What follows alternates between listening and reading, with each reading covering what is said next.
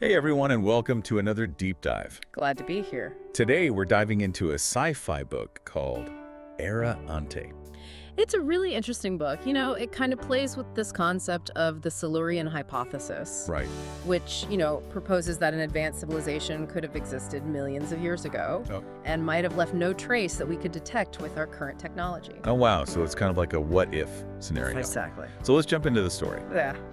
So we start with this group of people on a flight to Barbados. Just a normal group of people. Yeah, just thinking about, beaches and cocktails. Right. A nice vacation. And then, Ew. their plane crashes. Yeah, it gets caught in this crazy storm and crashes into a jungle. And not just any jungle. Right. This is like a dense primeval jungle. Like something out of prehistoric times. Exactly. The vegetation is weird. There's no sign of the sea. And one of the passengers... Oliver, an artist. Yeah, who also happens to be into paleontology. Right. He's the one who realizes something's really off. And that they've somehow traveled back in time. Millions of years into the past. Okay, so plane crash, time travel. Yeah, and it gets even weirder. Okay, I'm intrigued. They start noticing volcanic activity on the moon. What? Yeah, like active volcanoes. But that doesn't make sense. I know, right? It goes against everything we know about the moon. So maybe it's not just a different time. Maybe a different reality altogether. Oh, wow. And then as if things couldn't get any stranger. They meet the Thanity. Yeah, imagine like a humanoid figure but with reptilian features. Whoa. Dressed in these really sophisticated clothes. And they have technology. Oh yeah, advanced technology. Okay, so not your typical dinosaurs. No, these guys are something else. But they're friendly. Surprisingly, yeah, they're actually quite calm and reassuring. Interesting. And they communicate in this really unique way. How? It's a combination of spoken language and these complex gestures. So kind of like sign language, but more intricate. Yeah, something like that. And where do these Thanity take our stranded passengers? To their city Forsuto. For Suko. It's this incredible city nestled in a primeval forest. So they live in harmony with nature. Absolutely. And what's the city like? Imagine crystalline towers connected by these bridges covered in glowing vines Wow. and hanging gardens everywhere. Sounds beautiful. It is truly breathtaking. So despite their advanced technology, They still have this deep respect for the natural world. that's pretty cool. Yeah, it's a nice contrast. But the real mind-blowing stuff happens when they visit the Thanity Museum. Right. You got it. They learn about these things called temporal signatures. Right, like unique identifiers linked to a person's existence in time. And the human signatures are way different from the Thanity's. Yeah, suggesting they're from a completely different point in time. Which brings us back to that Silurian hypothesis. Exactly. Uh. It makes you wonder if the Thanity could be that ancient civilization. That we haven't been able to find any trace of. Right, it's a pretty cool concept. It is. So just as they're starting to wrap their heads around all of this, The story takes another turn. yeah, things get pretty intense. What happened? One of the humans, Nicholas, gets to visit the northernmost Thanity city. In This city, Isindohebron. Isindohebron. Okay, it's facing an impending ice age. Like a real ice age. Yeah, the ice is advancing and it's threatening their survival. So now we have two major plot lines. Yep, the mystery of how the humans got there. And this looming environmental catastrophe. It's a race against time on multiple levels. And in the midst of all this, the Thanity are working on something called the Time Bridge. Yeah, it's a device that could potentially send the humans back to their own time. Oh, wow. But it's not that simple. Of course not. There's always a catch. The Thanity have also developed this thing called the deglaciator. Okay, what is that? It's this powerful device designed to push back the ice. To save their planet. Exactly. But during a test in Isindohebron, Something goes wrong, yeah, it malfunctions. causing an accident. A catastrophic one. And Nicholas is there. He gets caught in the middle of it all, trapped under debris. Oh, no. Yeah, it's a really intense moment. So the deglaciator backfires, Big time. It actually accelerates the ice age. making the situation even worse. Exactly. And on top of that, It has a strange effect on 4 of the humans. yeah, the radiation from the deglaciator alters their DNA. Okay, that sounds ominous. It unlocks these hidden abilities within them. What kind of ability? They gain control over the 4 fundamental forces of the universe. You're kidding? Nope.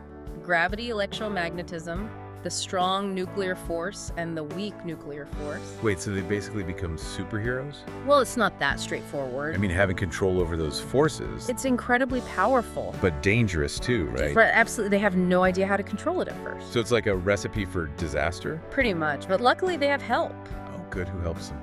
Dr. Zalara, a brilliant Thaneti scientist. She sees the potential danger Yeah, and she steps in to guide them. to teach them how to control these powers. Exactly. That's amazing. Yeah, it's like superhero training, but with a reptilian twist. I love it. So what happens next? Well, that's a story for part 2. Stay tuned, folks, because we're just getting started. Mm. So we left off with these 4 humans who suddenly have these amazing powers, Right, they're like proto-superheroes. but they need to learn how to control them. Exactly, and that's where Dr. Zalara comes in. This Thaneti scientist. She's like their mentor, their guide in this whole new world of powers. So what's their training like? It's a mix of, high-tech stuff and this real focus on discipline. Okay, so it's not just about learning the science, No, they have to connect with their powers on a deeper level. like a mind-body thing. Yeah, like a martial arts master. Interesting. So let's talk about each of them. Sure. Starting with Nicholas, the gravity guy. He starts with simple stuff, levitating object. Like telekinesis. Kinda, but he's manipulating gravity, not just moving things with his mind. Okay, so changing their weight, making them heavier or lighter. Exactly. And as he gets better, He starts doing more complex things. like creating gravitational fields. Wow, so he could like walk on walls. Potentially, yeah. Or even bend light. That's incredible. Yeah. What about Emily, the one with electromagnetism? She's a powerhouse. Does she shoot lightning? Not exactly, but she can control electrical currents and magnetic fields. So she could like make things move with magnets? Yeah. Or disrupt And electronics. create those cool EMP blasts. Yeah, she's pretty impressive. Okay, and then there's Leo. Ah, Leo, the strong nuclear force guy. That's the one that binds atoms together, right? You got it. So he's basically manipulating matter at its core, Exactly, and that's a lot of power. like nuclear level power. Right, so his training is super delicate. He could cause some serious damage if he's not careful. No doubt about it. He starts by learning to control radioactive decay. So like making things less radioactive. Yeah, or more radioactive, depending on what he needs. Whoa, that's intense. And eventually he learns how to transmute elements. Wait, so he could turn lead into gold? Theoretically, yeah. That's insane. What about Isabella, the one with the weak nuclear force, Her powers are more subtle. but still powerful? Oh yeah, it's the force behind radioactive decay and nuclear fusion. The process that powers the sun. Exactly. So she's learning to manipulate subatomic particles, Okay, like what? like controlling the decay rates of isotopes. Isotopes, right? And then she moves on to neutrinos. Those tiny particles that can pass through anything. Yeah, she's basically learning to control the fundamental building blocks of the universe. Wow, so they each have these incredible abilities. And they're all learning to control them. But what about Richard, Ah, Richard, he's a different story. this cynical guy? Yeah, the one who's more interested in himself than helping the Thaneti. Right. Kind of a wild card. He seems to be going through his own transformation. But it's more psychological. yeah, he's clearly fascinated by these powers. But his motives are unclear. It's hard to say what he's really up to. Okay, so we have our heroes training, And a potential villain lurking in the shadows. but they need a real test to see if they're ready. Right. That's where the hologram room comes in. I remember reading about this. It's this incredible chamber that can create realistic simulations. It's like a giant holodeck. Yeah, it's so What kind of simulation do they face? they have to save a Thaneti village from a volcanic eruption. Whoa, that's intense. Yeah, it's like a disaster movie. Lava flows ash raining down the whole shebang. It's a real test of their teamwork and their powers. So how do they do?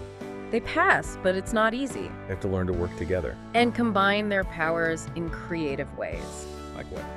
Nicholas uses gravity to divert lava flows. Oh, wow. Emily creates force fields with electromagnetism. That's so cool. And Leo reinforces structures with his control over the strong force. And Isabella? She uses her powers to create cooling effects to slow the lava. It's like they're each playing a different role. Exactly, it's a true team effort. So they're becoming a real superhero team. They're getting there. But the Ice Age is still a problem. Yeah, it's actually getting worse. The deglaciator backfired, remember? And the Thaneti are running out of time. They have to evacuate their planet. And the time bridge is almost finished. So the humans are about to go home. But there's a twist. Of course there is. As the Thaneti fleet launches into space, The time bridge activates. but it malfunctions. Yeah. It separates Leo from the others, Oh. sends him further back in time.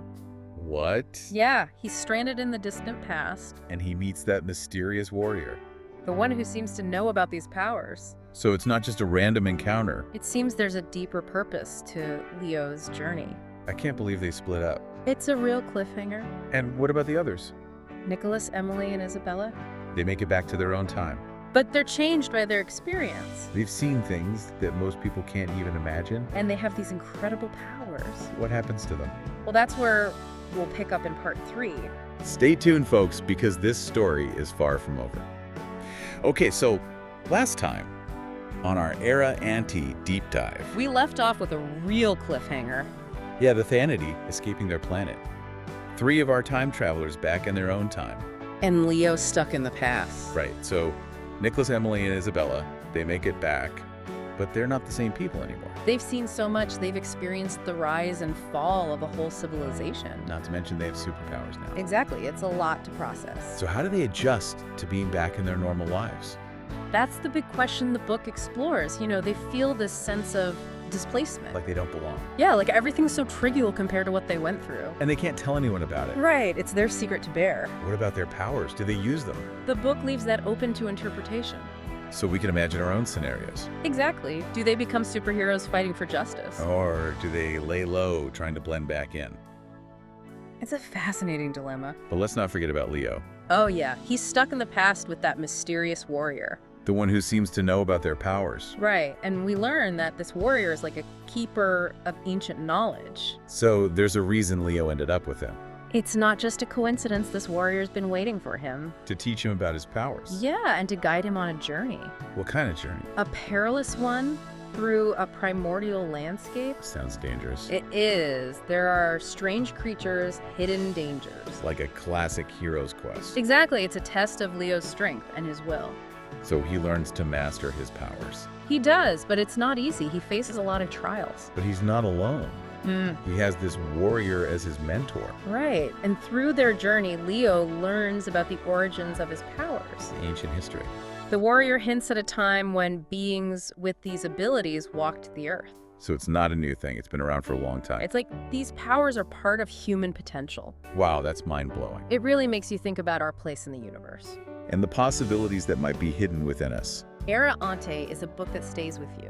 It makes you question everything you thought you knew. And it leaves you wanting more. It's a great read. And speaking of more, We have an exciting announcement.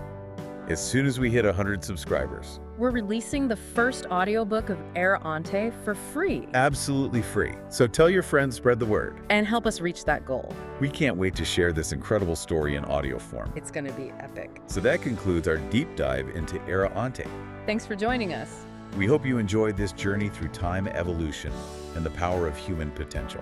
Keep exploring, keep questioning, and keep seeking knowledge. We'll see you next time on The Deep Dive.